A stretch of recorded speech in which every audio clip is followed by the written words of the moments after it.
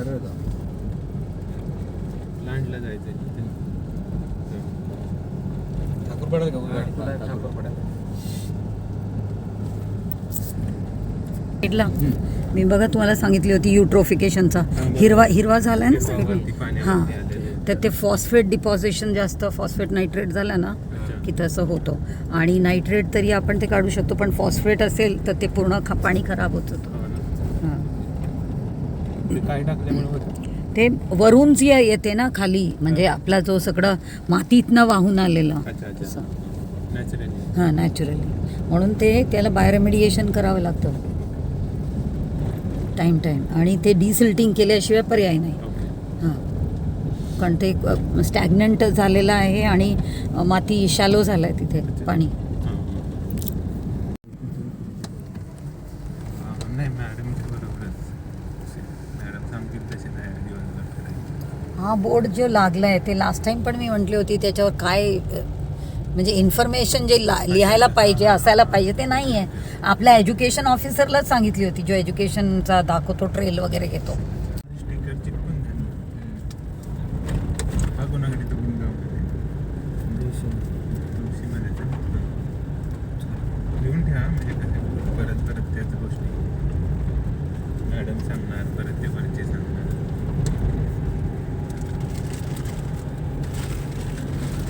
हा जो कॅचमेंट आहे ना, समजा हा कॅचमेंट पूर्ण आपल्याला बघावं लागतं की कुठून ती म्हणजे किती पाणी येते आणि किती माती येण्याचं हे आहे.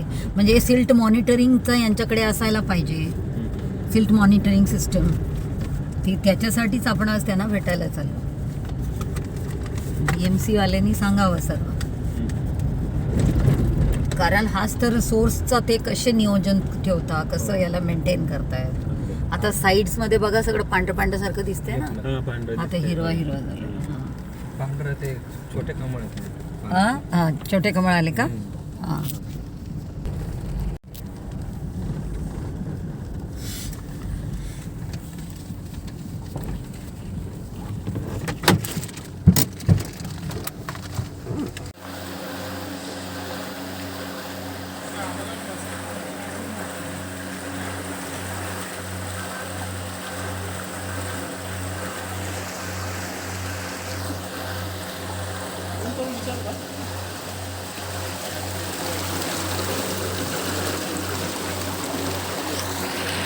पण हेच आहेत आणि त्यांचे HEनी सांगितलं म्हणजे तेच आहेत.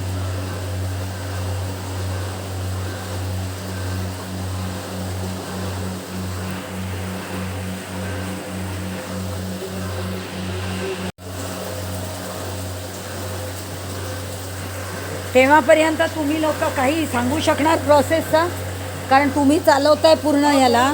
आता तुम्ही सांगा आम्हाला, चला ते येईपर्यंत, म्हणजे पूर्ण सुरुवातपासून जिथून पाणी आपण हे करून घेतो, पंप करून घेतो आणि तिथून जे आपलं. अच्छा, म्हणजे तुम्हाला असं वाटतं आम्हाला इन्फॉर्मेशन देऊ नये?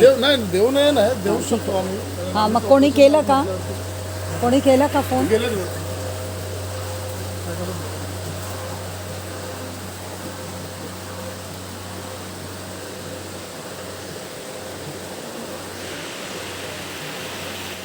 पण मला माहिती आहे, तुम्हाला सर्व माहीत असतो. तुमच्या एईला जेवढा माहीत नसणार, तुम्ही त्याच्यापेक्षा जास्त सांगू शकणार. म्हणूनच प्रोसेस पूर्ण एक्सप्लेन करा.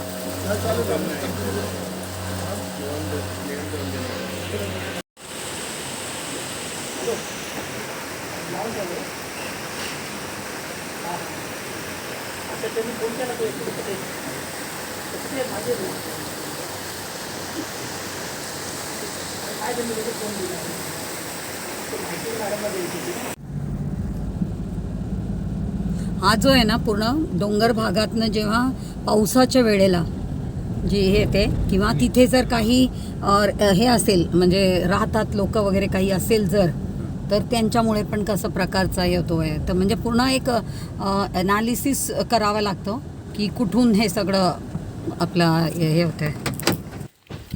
GPS पिक्चर घेत जायला सांगा. हां, कुठे आहे वालचा? चला. हा असा प्रकारचा का बनवला गेला? हा स्केल कसला आहे? हा जो स्केल लेवलचा हां लेवलचा लेवलचा म्हणजे मग म्हणजे what is the significance?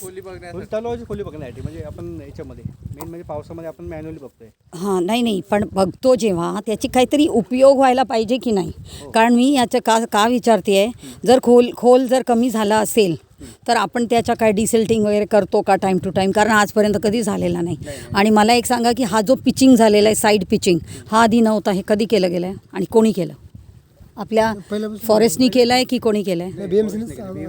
BMC हां हां हे पूर्वीपासून इंग्रजांच्या काळातलीच आहे बऱ्यापैकी. म्हणजे काही आपण नवीन काही केलं नाही पण साईड पिचिंग नव्हता. मी आता बघते आहेच मॅडम. आहे का आधीपासूनच? अच्छा आम्ही तर 17 वर्ष नाही मग तिकडे गेल्यानंतर मला समजेल. आणि आता आपण इथे रेस्ट्रिक्शन केलं की नाही लोकांचं येणं जाण्याचं? कारण लास्ट टाइम खूप कचरा होता त्या बाजूला. सोडतच नाही मॅडम. हां नाही कोण नाही. नाही पण आधी यायचे खूपच कचरा असायचं. थोडेफार असायचे. हां आता पूर्णपणे नाही आता असं जसं मॅडम मगर बघा मॅडम. हां मगर बघा समोर. हां हां हां क्रोकोडाईल. बरोबर काल पण बघितली.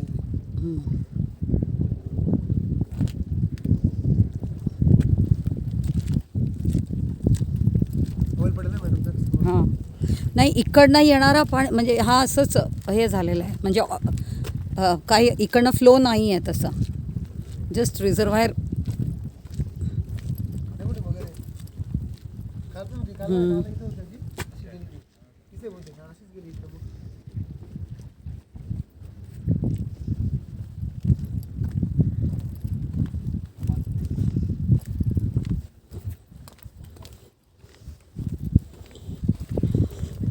ही पण ब्रिटिश काळातलीच. आपण काही नवीन बांधलंच नाही का? सगळं ब्रिटिश कालीन. म्हणजे त्यांनी करून ठेवलं होतं म्हणून काय आपल्याला मस्त काम झालं. आणि त्यांच्या सगळं दगड वगैरेचं आहे म्हणून जास्त काही रस्टिंग बिस्टिंगचं पण नाही. मानायला पाहिजे त्या लोकांना. आपण उगीच म्हटलं नाही का की ब्रिटिशर्स इंडिया भारत छोडो. त्यांनी केलेलं आज आपल्याला उपयोगी पडते आहे. आणि काही त्याला ना रिपेअर मेंटेनन्स 100 वर्ष झालं तरी काही करावं लागत नाही. हां ते कलरिंग वगैरेचं ठीक आहे. पण त्यांनी बघा हे दगडचा केलं आहे. वेल बनवला आहे. वेल हां दगडचा बनवलेला आहे. मग आपण आज काय करतो माहिती आहे का? सिमेंटचा करतो. त्यांनी दगडचा केलेला. कळलं ना? तर त्यामुळे काही मेंटेनन्स लागत नाही.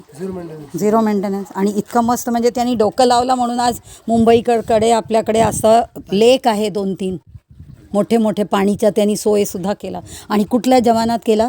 जेव्हा पाणीची टंचाई नव्हती. आज तर आपण विचार का करतोय की डिसिल्टिंग व्हायला पाहिजे, हे व्हायला पाहिजे, कारण आज वॉटर क्रायसिस व्हायला लागला. स्कॅर्सिटी वाढत लागला.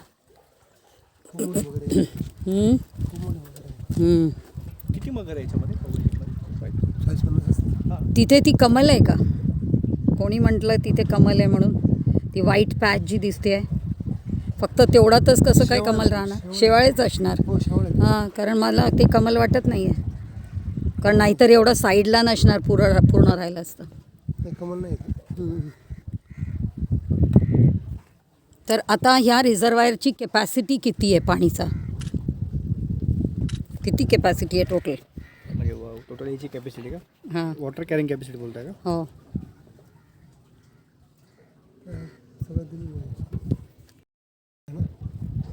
टोटल हेक्टेअर्स ऑफ लँड किती आणि किती याचं कॅपॅसिटी आणि किती डीप किती? एरिया आहे ना 1.35 स्क्वेअर किलोमीटर आहे. हां आणि कॅचमेंट एरिया आहे ना म्हणजे आजूबाजूचा तो 6.76 आहे स्क्वेअर किलोमीटर. अच्छा कॅचमेंट एरिया पूर्ण. ओके. आणि आपला जो कॅचमेंटमध्ये इथे रहिवासी काही आहे का? नाही रहिवासी कुठेच नाही. बिलकुल नाही आहे. सगळं फॉरेस्ट एरिया. पूर्ण फॉरेस्ट आहे. अच्छा कुठेच रहिवासी नाही. कुठेच नाही. नाही इथे अधूनमधून काहीतरी होता आधी की त्यांनी काढायला घेतलं होतं असं सांगितलं गेलं होतं. खूप म्हणजे 4-5 वर्ष आधी जेव्हा आले होते. काढलं होतं इथे नाही. नाही इथे पण एकात काही होते.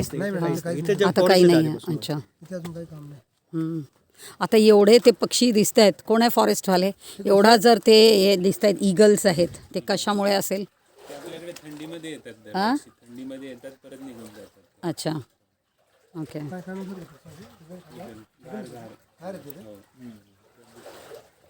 पण त्याच एरियामध्ये का फिरतायत? नाही सगळीकडे त्या साईडला पण आहेत. आपल्या पार्कमध्ये पण आहे. ओके. तर हे ईगलच आहे ना?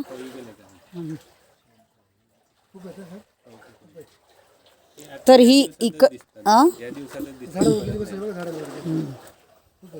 हां.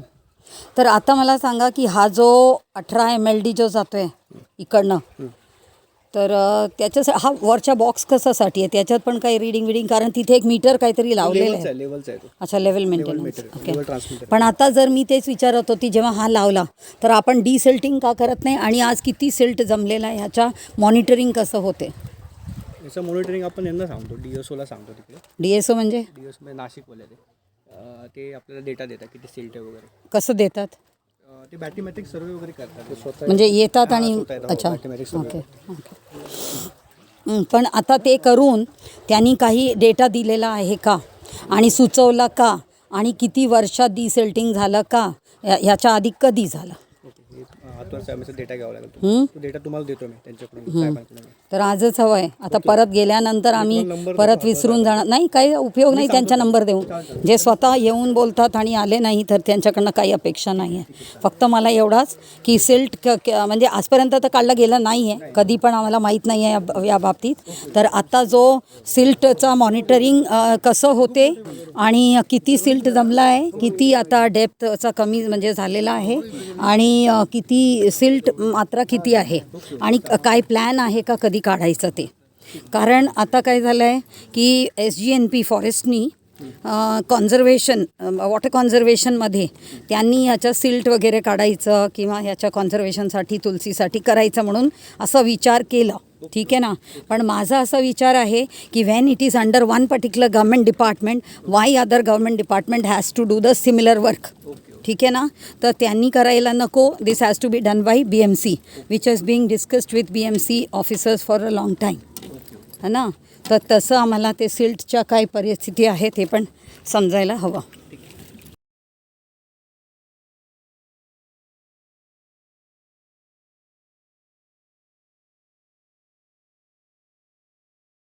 जेव्हा विचार करणार तेव्हा डिसिल्टिंगचा करणार, है ना. ते झालं की तेव्हा आपण विचार करूया की कुठे सिल्ट टाकणार. हे बघा, आता हे जे कचरा बिचरा असतो हे सगळं आतमध्येच जाणार. हे सगळं हे बघा, कोणी येत जात नाही तर कोणी टाकतो इथे कचरा? सर्व जातोच आहे ना.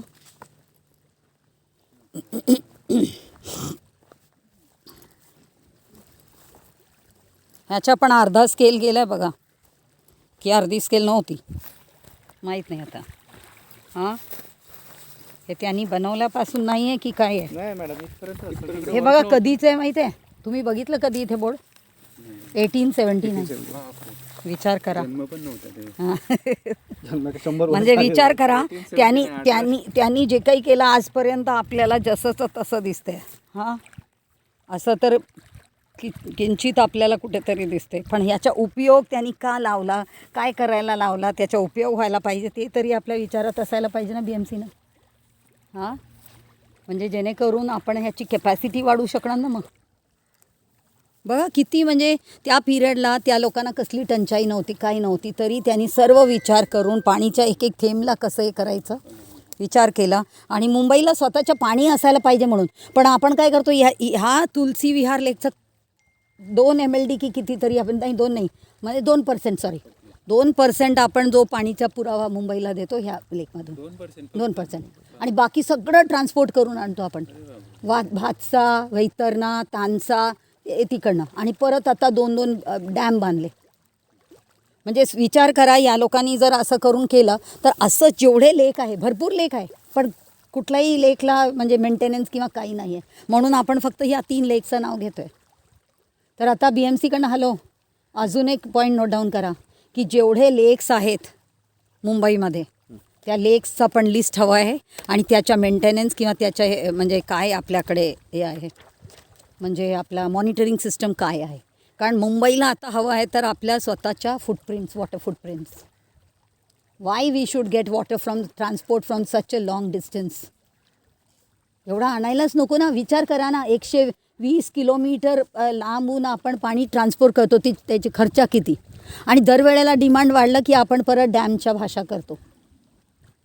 पण हा जर आपण आता सिल्ट वगैरे मॉनिटरिंगचा सिस्टम त्यांनी एवढा छान करून ठेवला आहे, टाईम टू टाईम आपण सिल्ट काढायचं, याची कॅपॅसिटी वाढवायची, तर होणारच ना. टोटल तुमच्याकडे आहे काही माहिती? की किती अजून लेक्स आहेत. आहे, भरपूर आहेत. पण त्याच्या अकाउंटेबिलिटी काय पाणी सप्लायच्या त्याच्यासाठी. हे सगळं त्याच्यासाठीच ब्रिटिशर्सनी करून ठेवलं होतं. हे तर चांगलं आहे त्यांनी करून ठेवलं होतं, नाही तर आपण कधी विचार पण केला नसता असं काय करायचं. त्यांनी जानवरचा विचार केला, झाडांचा विचार केला, पशुपक्षींचा विचार केला, मुंबईकरांचा विचार केला. आणि एवढा जुना 1879 विचार करा ना.